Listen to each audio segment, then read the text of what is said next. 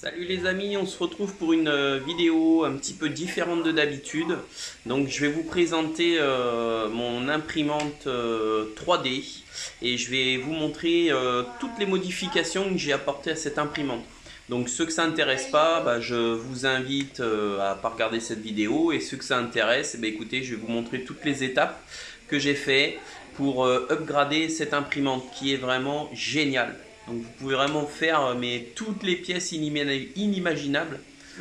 Il y a un plateau de 310 par 310 et elle va jusqu'à 40 cm de hauteur. Donc pour vous montrer un petit peu ma plus belle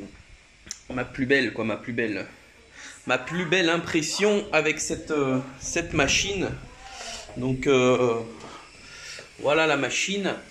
C'est un vase. Alors c'est un vase design. C'est le vase Klein. Donc vous mettez les fleurs par ici.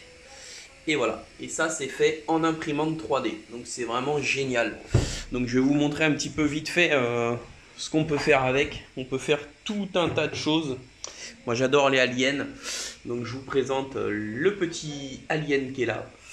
J'ai fait tout un tas de petites pièces, notamment des petits cubes, comment on appelle ça là? C'est des casse-têtes chinois. Donc il y a celui-là en casse-tête chinois que j'ai fabriqué. Il y a celui-là en casse-tête chinois. Et ensuite, je vais vous montrer, ça se passe derrière la caméra. Quoique, hop. Voilà, je me suis fait des petites collections. Voilà. Des petits trucs sympas faits en imprimante 3D. Voilà, allez, je vous dis à tout de suite. Pour ceux que ça intéresse, n'oubliez pas aussi de vous abonner si ce n'est pas fait, d'activer la petite cloche. Je vous mettrai tous les liens qui m'ont servi pour faire ce upgrade de cette imprimante. Et je remercie encore Stéphane, même ma femme le remercie d'ailleurs, de m'avoir donné le virus de ça. Parce que franchement, c'est de la bombe atomique. Quand vous commencez à savoir vous servir de cette machine, vous pouvez faire toutes les pièces, tout un tas de pièces. Après, je vous ferai un petit tuto. Quoique non, il y en a des sur internet. J'utilise sur le PC Fusion 360 pour modéliser les pièces. Donc pour fabriquer n'importe quelle pièce, de partir de zéro et fabriquer des pièces. Notamment ça. C'est une pièce que j'ai modélisée. Et j'ai modélisé le support de bobine. Donc la pièce qui s'imprime, c'est la pièce qui va venir se fixer ici de façon à serrer la bobine, qu'elle soit bien sur son axe, comme ça. Donc ça, c'est une pièce que j'ai créée avec Fusion 360. Voilà, j'ai fait un pas de vis, tout. Elle rentre nickel ici. Et comme ça, c'est nickel. Donc vous pouvez faire tout un tas de pièces. Écoutez, je vous dis c'est parti. On se retrouve sur la CR10 Pro pour le remplacement du tube Capricorne. Alors, nombreux sont ceux qui ont eu des problèmes, dont moi. Ça fait moins d'1 an que j'ai la machine. Elle fonctionne parfaitement, mais j'ai un souci avec le tube Capricorne. À force de faire des rétracts, en fait ça se bouffe et ça tient plus. Vous voyez, voilà, je vous fais un gros plan là. Voilà, ça, normalement cette partie est censée rester et bloquer. Et en fait là, on peut remarquer que si je tire dessus, hop, la partie s'enlève. Donc en fait à l'intérieur,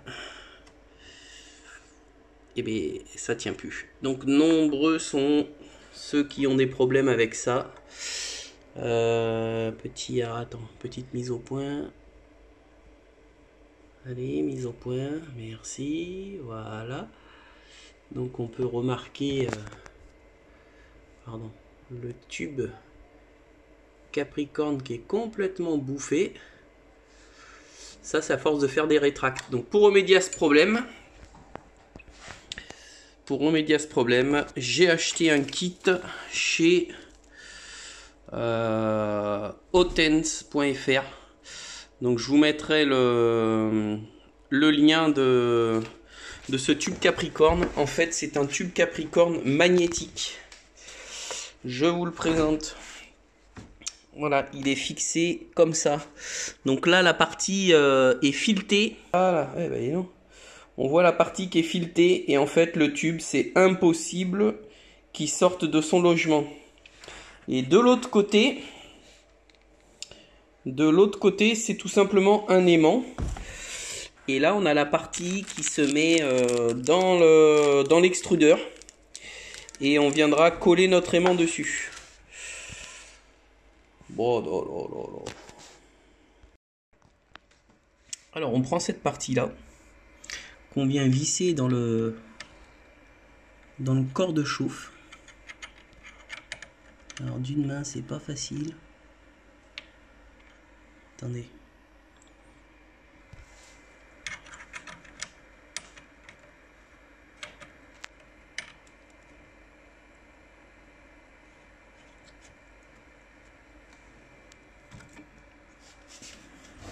Hop là, on va s'asseoir, ça sera beaucoup plus simple.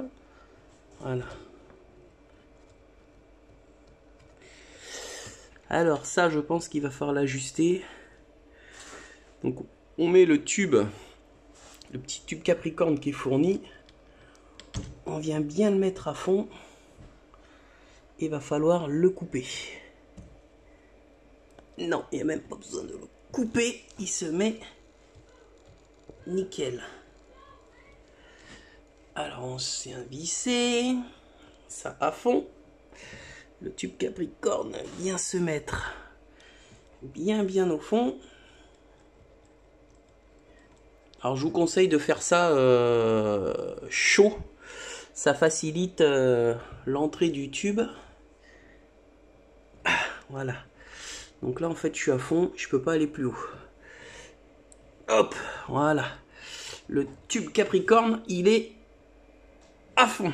Donc là maintenant, il suffit d'ajuster la molette à fleur de ce tube. Voilà. Je vous montre ça de près. On va essayer de mettre un peu de lumière. Voilà. Voilà. Il faut vraiment que cette partie-là, ce soit à fleur. Donc votre tube Capricorne, vous le rentrez à fond. Vous laissez dépasser ça là. Vous appuyez au maximum. Une fois qu'il est bien rentré, vous dévissez cette partie. Et vous mettez le tube à fleur. Voilà. De façon à ce que, en fait, tout simplement, cette partie-là vienne se positionner dessus. C'est aimanté. Donc ensuite, cette partie-là, on la fixe tout simplement dans la partie du moteur. Ah, je perds des pièces.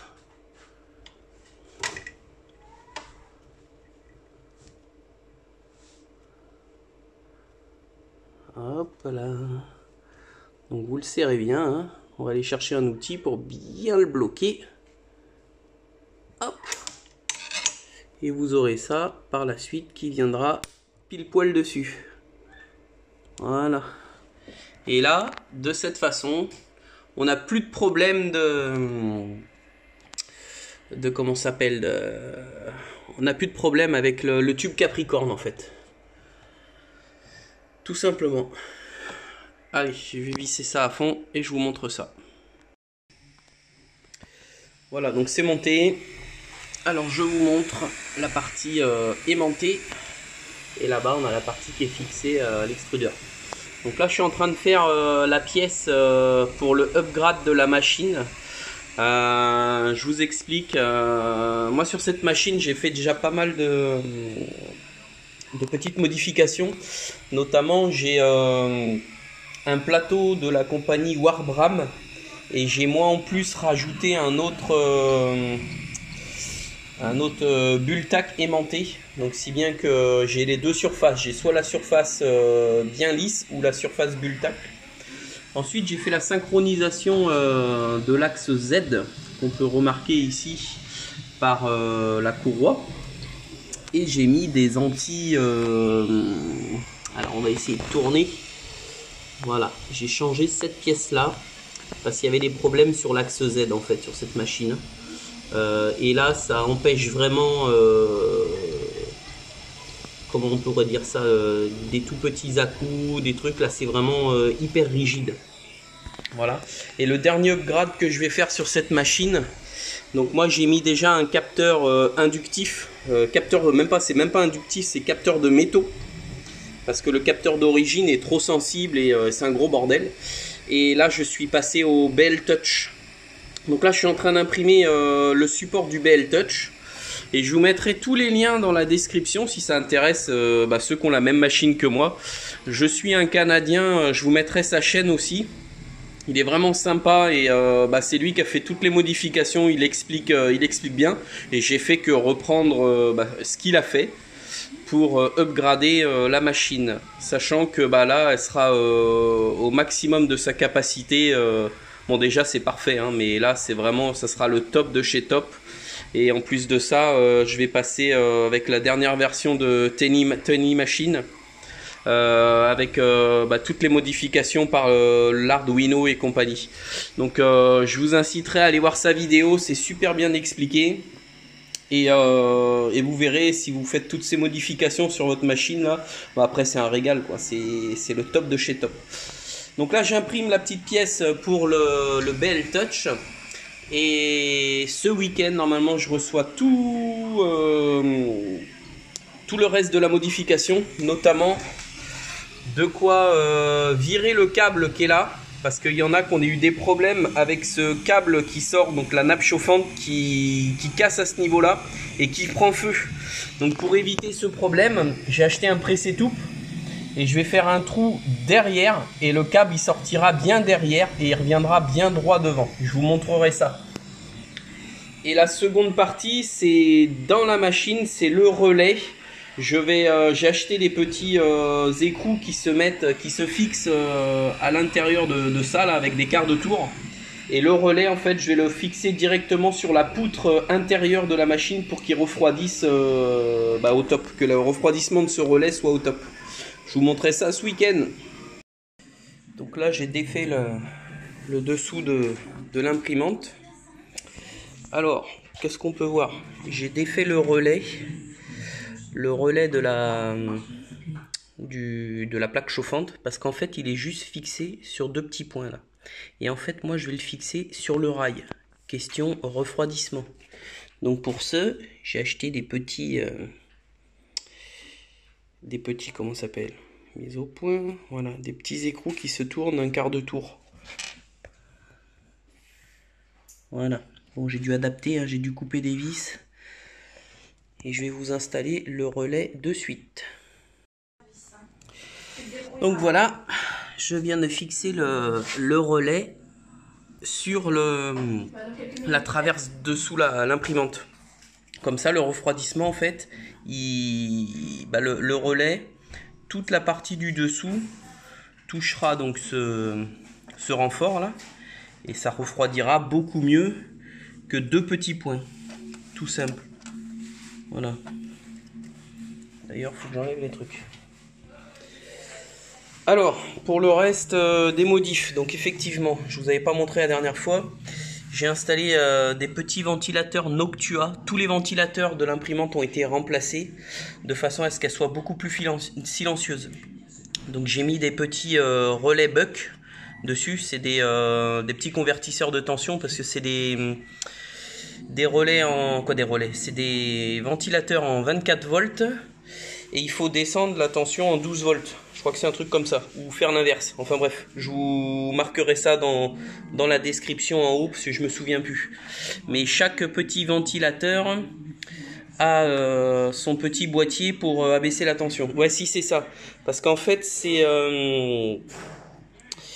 c'est du 24 volts qui alimente les ventilateurs. Et moi, c'est des ventilateurs en 12 volts. Donc en fait, c'est un abaisseur de tension. Donc il faut régler, hein. J'avais un multimètre, on rentre en 24 et on sort en 12. Voilà, c'est pour ça que j'ai mis des petits boîtiers directement. Et j'ai changé aussi celui de la lime. J'ai mis le Noctua aussi, un Noctua. Voilà, voilà. Alors, ces fils-là. Qu'est-ce que c'est que ces fils-là? Alors, je vais remettre l'imprimante droite. Je vais vous montrer, j'ai fait pas mal de modifs. Notamment sur la tête, voilà, qui est là. Et on peut apercevoir juste ici un BL Touch. Donc je vais vous montrer comment brancher ce BL Touch. Il se branche tout simplement sur la carte. Alors, sur la carte, il va se brancher ici, là, sur les petites connexions. Je vous ferai un dessin et je vous dirai exactement où brancher le BL Touch. Et ensuite, faut se mettre sur le Z- qui est ici. Allez, je branche ça et je reviens de suite. Donc nous revoilà sur la CR10S Pro. Donc comme je vous disais, j'ai imprimé le support du BL Touch et on peut le voir à travers, j'ai installé ce petit BL Touch. Alors les câbles repassent à l'origine dans la gaine. Voilà, donc il faut démonter. Alors pour installer le BL Touch, il vous faut enlever le chariot complet, hein. Donc enlever le support du ventilo. Ensuite desserrer la roue en bas, enlever le câble de la courroie pour pouvoir enlever le chariot. Après vous accédez à l'ancien support, vous dévissez l'ancien support, vous l'enlevez. Vous imprimez la petite pièce pour le BL Touch que vous fixez et vous réinstallez le tout. Donc le fil passe à l'origine dans la gaine, elle passe là, et après vous les faites ressortir ici. Donc moi je vais y mettre une petite protection et je vais la fixer sous la nappe comme ça. Voilà. Alors pour le BL Touch, il faut faire attention quand vous recevez le BL Touch, avant de le brancher. Donc il y a deux connecteurs. Il y a un connecteur noir et blanc et un connecteur avec 3 fils, 3 couleurs. Donc ce qui nous intéresse nous, c'est ce connecteur là. Avant de le brancher à la carte mère, ce qui est important de faire, c'est d'inverser le rouge et le brun. Sinon, votre BL Touch ne marchera pas. Donc, je vais vous montrer comment on fait. On va faire une mise au point. Voilà. Il suffit, les petites languettes noires, de les surélever légèrement avec une tête d'épingle et tirer sur le câble pour pouvoir enlever ce câble. Donc, je vous fais ça de suite.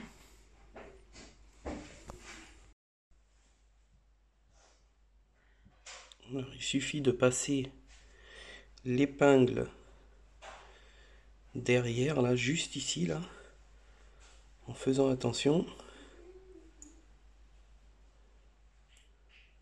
Voilà. Et une fois que c'est fait, vous tirez sur le câble. Et il doit venir tout seul. Voilà. Donc il faut inverser les deux. Donc on fait pareil avec le suivant. Hop.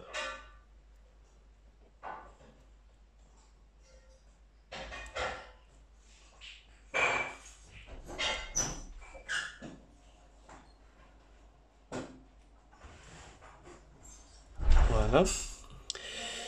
Ainsi, il faut donc mettre le brin d'abord. Alors le brin avec la petite languette vers le haut. Donc c'est pas dans ce sens-là, c'est dans l'autre. Voilà. Et on remet le rouge à côté. Voilà, on a entendu le petit clic. Et là, comme ça, vous êtes sûr que le BL Touch va fonctionner. Donc surtout, il faut faire cette manip. Sinon, votre BL Touch ne fonctionnera pas une fois installé sur la carte mère. Donc on regarde bien les couleurs, hein. Il faut que ce soit le jaune, le brun, le rouge. Ou dans l'autre sens, le rouge, le brun, le jaune. Donc une fois que votre connexion ici est faite, alors il y a deux choses à faire. Comme je vous ai expliqué, le relais, c'est de l'installer sur ce support pour le refroidissement que ce soit optimum. Et la deuxième chose à faire, c'est ce câble, donc le câble du lit chauffant. Je vais l'enlever de cette position. Donc il va falloir que je le démonte, que je l'enlève là. Et je vais faire un trou ici, juste à ce niveau-là, là, pour passer le câble droit. Allez, c'est parti. Alors, autre modif importante à faire, c'est le lit chauffant. Alors, il y en a beaucoup qui ont eu des soucis sur cette imprimante, où à force de faire des va-et-vient, en fait, le câble, il fait comme ça. Il se coupe à l'intérieur du rilsan, et cette partie-là prend feu. Donc, pour éviter ce problème, je vais enlever le câble de l'imprimante ici. J'ai acheté des petits pressé-toupes. Je vais faire un trou à l'imprimante et je vais faire sortir le câble derrière. De façon à ce que le câble fasse une belle boucle comme ça et qu'il re-rentre par là. Qu'il fasse pas un truc comme ça là. Voilà. Donc ça fait partie de la modif que je vais faire. Alors j'ai enlevé les petits zips qui tenaient pour qu'on voie plus clair. Donc le câble du lit chauffant, il est fixé sur l'alimentation. Sur ce connecteur, on a la masse et après on a le relais. Ensuite les deux petits câbles ici, c'est le pilotage sur la carte, donc il faudra juste enlever. Donc pour les enlever, il y a un petit clips, faut enlever la colle et on débranche tout ça. Voilà, donc j'ai dévissé légèrement ici, on peut sortir la fiche. J'ai dévissé ici, on peut sortir la fiche. Et j'ai dévissé ici, on peut sortir la fiche. Et voilà, on a notre câble. Donc le câble, on va le sortir. Voilà. Et en fait, le but du jeu, ça va être tout simplement de le faire passer comme ça, de façon à ce que le mouvement de la nappe ne soit pas gêné. Allez, on va passer au perçage. Pour le pressé-toupe, j'ai choisi cette boîte-là sur Amazon. Elle n'est pas très chère, elle est dans les 14 € je crois. Il y a toute une panoplie. Donc moi j'ai pris pour mon modèle, c'est du 4 à 8 mm. Donc c'est en 3 parties. Vous passez déjà le bouchon. Voilà. Ensuite, on a le petit joint du pressé-toupe et on a le pressé-toupe. Donc le joint doit rentrer dedans, nickel. Et ensuite, on vient refermer avec le bouchon. Donc on met bien ça. Hop. Attendez, c'est pas facile d'une main. Et voilà. Et on n'aura plus qu'à serrer le pressé-toupe une fois que la longueur de câble sera choisie. Donc maintenant, il me reste plus qu'un trou à faire de ce diamètre-là dans la carcasse de l'imprimante, juste à côté du ventilateur. Et on sera nickel. Alors là, plutôt choisir, en fait, ça n'a pas d'importance. On peut même à la rigueur, alors le mieux c'est d'être en face. Attendez, je vais mettre un plan large, de façon à ce que quand lui, il avance, ouais, on peut même le mettre par là, hein, pour gagner de la longueur. Si je le mets par là, voyons voir. Ouais, c'est même bien. Je vais regarder si je le mets plutôt en haut ou si je gagne, je le mets ici. Parce que je vais vous expliquer en fait. Si je le mets là, je crois que je vais être obligé de rallonger un câble qui risque d'être trop court. Donc pour éviter ça, je vais plutôt me rapprocher d'ici, parce que ça n'a pas très grande importance, que ce soit là ou là. Je vais me rapprocher d'ici, de façon à avoir... Ouais, je vais faire ça. Je vais percer ici. Je vais percer à ce niveau-là et je vais regarder au niveau des câbles. Je vais regarder au niveau des câbles lequel sera le mieux. Donc j'ai utilisé un premier forêt pour faire un trou. Et ensuite j'ai utilisé une petite fraise pour élargir. Donc c'est pas parfait, hein, le trou, quoique c'est pas mal, hein. Et le principal, c'est que lui, il soit mis ici impeccable. Allez, je vous monte la nappe et je reprends la vidéo ensuite. Voilà, donc le pressé-toupe est en place, c'est serré à ce niveau-là, donc là il n'y a plus de jeu. Le chariot navigue bien, donc j'ai accroché les câbles proprement, hein, que ce soit nickel.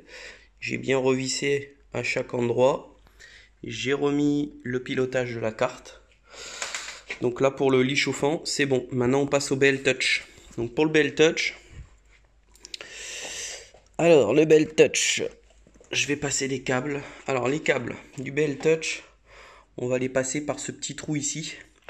On va les faire passer là et on va les mettre directement sur la carte. C'est parti. Allez. Hop. Donc le but du jeu, c'est de passer les connecteurs dans le petit trou là. Allez. Ah, évidemment. Putain, d'une main, c'est pas facile, hein. On les récupère. Nickel. Alors pour le branchement, lui, c'est sur l'axe Z-. J'étais pas dans le cadre. Z-. Hop, voilà. Et l'autre connecteur, il se branche tout simplement. Donc sur la carte, vous avez c'est D11 et on met sur le dernier petit, hop, juste comme ça. Voilà. Donc l'alimentation du Bell Touch, non, c'est pas l'alimentation, ça c'est les informations qui passent par là. Et on se met sur ce connecteur là qui est noté juste ici, Z-. Alors ce connecteur, si vous utilisez le firmware de Tiny Machine, faudra le mettre sur celui-là. Sinon, si vous utilisez le firmware de Creality, il faudra débrancher ce connecteur et vous mettre sur le Z+. Si vous ne le faites pas, votre Bell Touch ne marchera pas suivant le firmware que vous utilisez. Donc comme moi je vais prendre le dernier firmware de Tiny Machine, je me mets sur le Z-. Allez, on va attacher les câbles pour pas que ça fasse dégoûtant là. On va les attacher et je referme le dessous de la boîte. Alors je vais vous montrer un peu pourquoi j'ai fait cette modification. Avant le lit, ça sortait ici et ici on avait des problèmes. Il y a eu beaucoup de gens qui ont eu des problèmes, ça coupait le fil et ça finissait par prendre feu. En déplaçant et en mettant la sortie derrière, regardez le cheminement du câble. Voilà, là je suis à fond. Et voilà. Et c'est surtout que ça ne tire plus du tout sur le câble.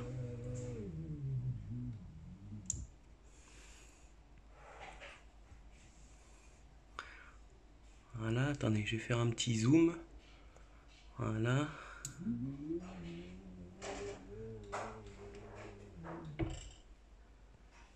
Voilà. Donc, comme ça, on est tranquille sur cette modification. On n'a plus de problème. Voilà.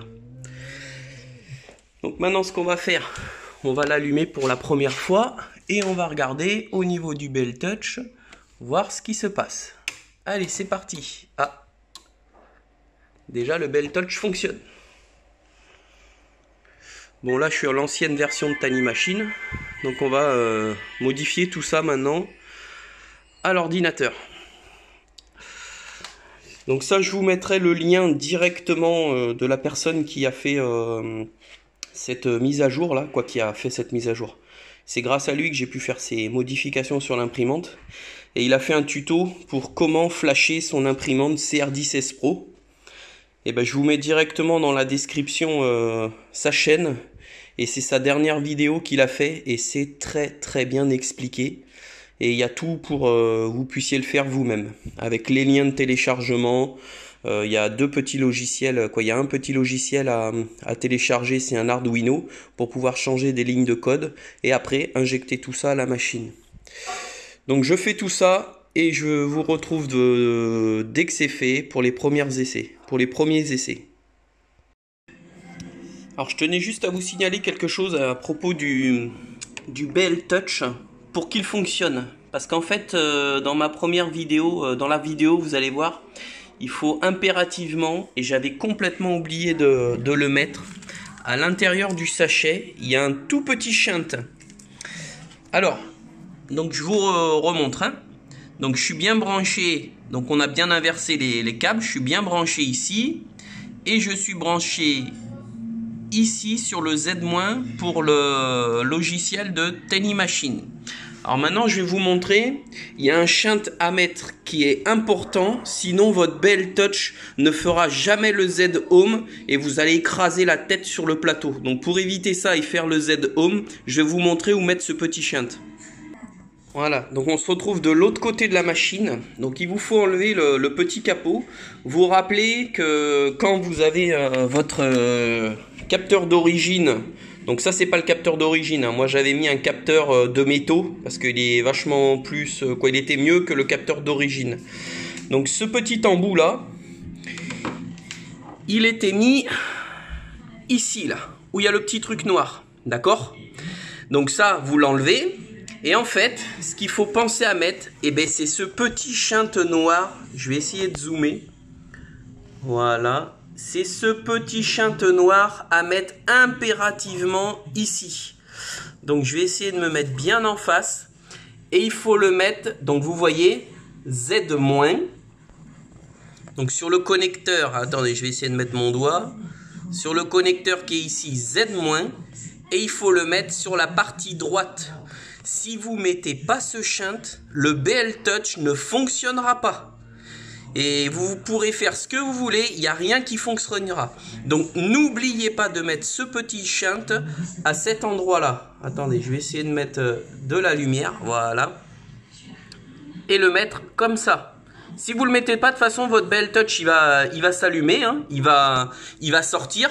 Mais quand vous l'actionnez avec le doigt, quand vous allez faire votre nivellement de lit, ça va descendre et le BL Touch, il fonctionnera pas. Le BL Touch, normalement, dès que vous touchez la tige, pop, ça arrête le niveau de la tête. Voilà, donc si vous ne mettez pas ça, le BL Touch, il marche pas. Et ça, il faut le mettre au niveau... ici, donc là il y a le petit capot noir.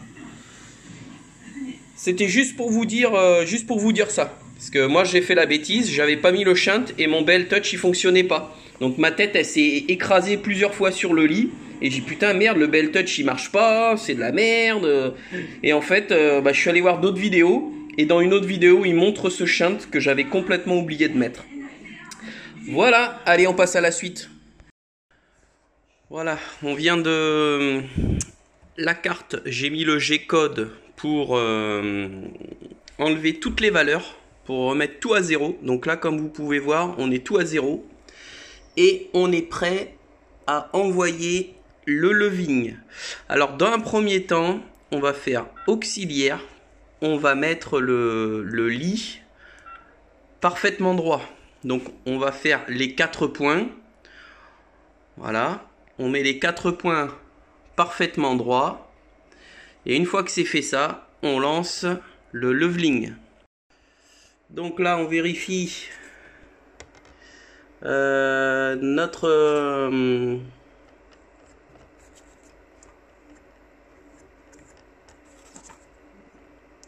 on vérifie notre feuille. Voilà, moi je fais ça avec une feuille de papier. Hein. Voilà, là on est nickel. Voilà, on va au point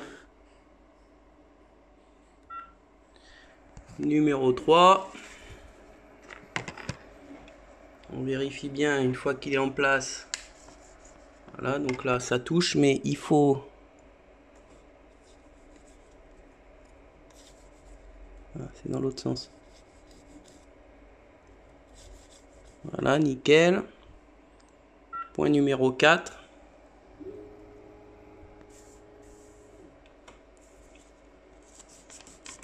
Ouais, ça touche, mais ça frotte un peu trop. Voilà, ça c'est nickel. Et point numéro 5.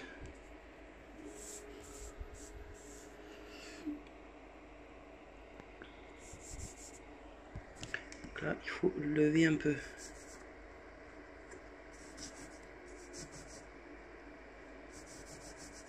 Voilà. On revérifie une dernière fois. Alors ça, il faut le faire avec la buse. Avec la buse chaude. Et le plateau chaud, bien évidemment. Donc on revient en arrière. Maintenant, on peut faire mesuring. Allez, c'est parti.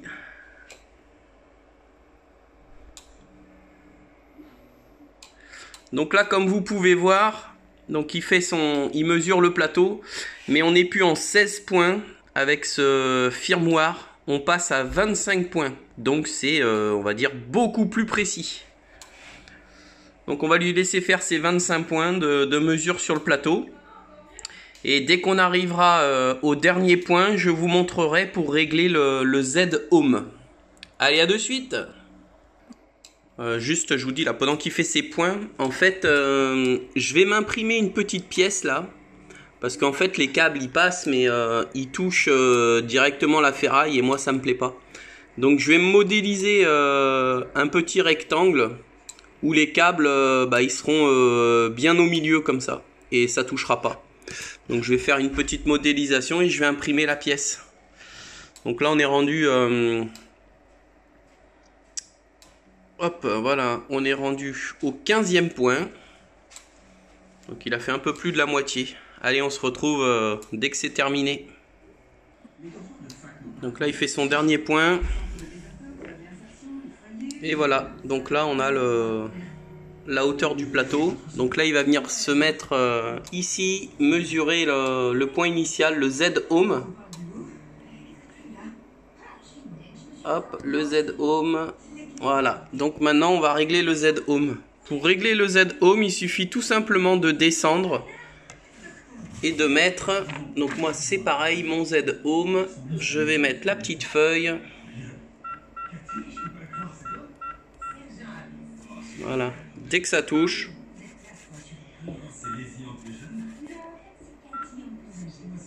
Voilà, là on est bien. Et pour valider, vous appuyez sur Z-Home. Donc là, il va refaire son point. Et il va venir se placer au Z-Home. Donc, on va vérifier. Mais là, à mon avis, il est beaucoup trop haut. Voilà. Je vais le relever un poil encore. Voilà. Voilà, là je touche, je peux mettre Z-Home. On vérifie. Voilà, et là il vient se placer. Parfait. Donc normalement on est OK. Vous savez qui c'est? Elle m'a dit qu'elle s'appelait Nikki. Nikki Jones. Elle est restée dans notre foyer pendant 6 semaines.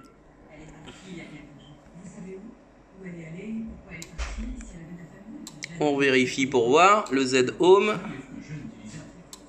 Les ados d'ici sont des fugueurs. Ils ont été rejetés, ils n'ont pas de portable. Parfait.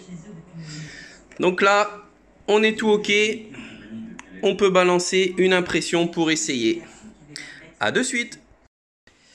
Salut les amis, on se retrouve vite fait. Alors je vous explique, j'ai une pièce dans mon toilette. Voilà, cette petite rondelle là, qui a cassé. Alors elle sert à tenir la chasse d'eau.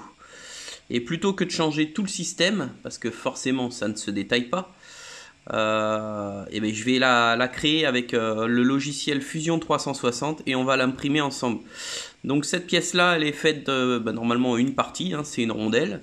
Et on peut remarquer que dans son centre, il y a un pas de vis, mais un peu spécifique, c'est qu'en fait, il fait qu'un seul tour. Alors je vais essayer de vous montrer ça. Voilà, en fait, le pas de vis, il fait un seul tour. De toute façon, si je vous le montre comme ça, vous voyez bien que ça fait ça et ça arrive là. Donc on va je l'ai modélisé déjà sur Fusion 360. Je vais vous montrer ce que ça donne. Voilà la pièce que j'ai modélisée. Donc hop. Donc vous voyez que dans son centre, j'ai réussi à recréer l'espèce de, comment ça s'appelle, de pas de vis. Voilà, j'ai recréé les creux des deux côtés. Et du coup, je l'ai importé dans le slicer de Simplify 3D. Et je l'ai déjà... alors attendez, je vais sortir de la... Voilà, donc je l'ai importé dans le slicer. Donc ça, c'est ma pièce... c'est ma pièce. Hop, voilà, on va faire comme ça. Donc on remarque bien le truc. Maintenant, on fait la préparation pour la 3D.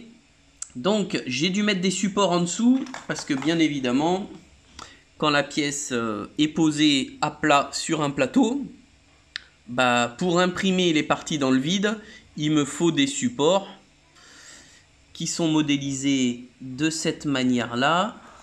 Ah, je vais pas y arriver avec... hop, on va aller dessous la pièce. Voilà. Donc vous voyez bien, ça, tous ces petits trucs blancs, ce sont des supports. Où je les enlève une fois que c'est imprimé, les supports s'enlèvent. Parce que la partie jaune, c'est une partie rigide et elle est au-dessus du plateau. Donc pour imprimer dans le vide, on est obligé de mettre des supports. Donc j'ai mis des supports. Maintenant, je vais vous montrer. C'est en train d'imprimer. J'ai lancé l'impression. On va mettre un peu de lumière. Et je vais vous montrer que c'est déjà parti. Donc là... il a déjà commencé à fermer le cercle. Et on voit les supports. Alors on va essayer de zoomer. Je vais voir si je peux zoomer un peu plus. Voilà. On voit les supports qui sont juste en dessous là. Donc là c'est en train d'imprimer. Il y en a à peu près pour une demi-heure. Et pardon. Une fois que ce sera imprimé, je vous montre la pièce terminée. Ou je peux même vous laisser un petit peu comme ça. On accélérera. C'est vachement fascinant en fait. L'impression 3D, j'adore. Et puis là, j'ai réglé ma machine du tonnerre. J'ai un nouveau plateau là, le Creality là, en verre trempé avec une nouvelle accroche dessus et c'est... j'ai fait déjà 4 impressions depuis ce matin. J'ai fini la chaîne de protection, ça c'est pas mal aussi. Donc j'ai imprimé les arrêts ici, un arrêt en bas et puis la chaîne elle est finie. Donc ça après je vais me faire un petit support que je vais glisser sur cette partie là avec un petit crochet qui fait comme ça, et la chaîne elle sera légèrement suspendue comme ça pour pas qu'elle traîne. Et en plus de ça, comme le plateau va monter, la chaîne elle suivra la hauteur.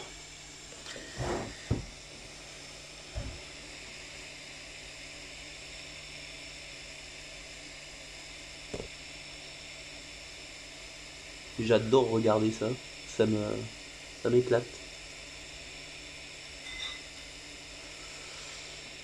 C'est pas mal du tout ça.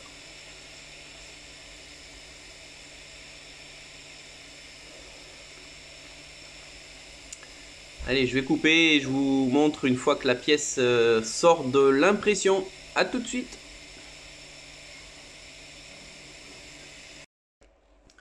Bon, voilà, la pièce est faite. Alors, écoutez, je suis assez content du résultat. C'est parfait.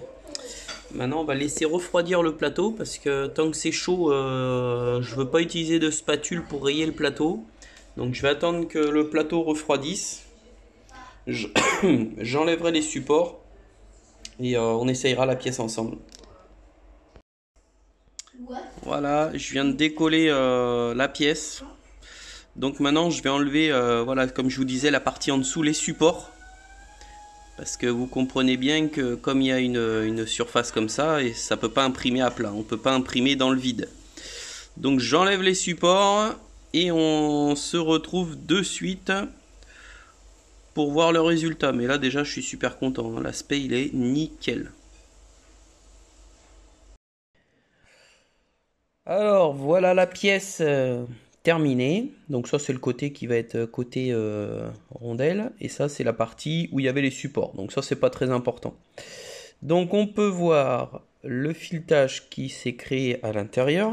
Et maintenant on va essayer ce filetage sur cette partie. Et ben j'ai envie de dire que c'est parfait. Ça sert, c'est bloqué. Donc il faut imaginer que cette pièce-là rentre dans le toilette. Et ça, c'est la partie où il y a le couvercle du toilette. Donc ça est pris en sandwich. Et cette pièce-là vient du coup tenir tout l'ensemble. Et ben voilà, c'est nickel. Impeccable. Et ben voilà, une pièce réparée.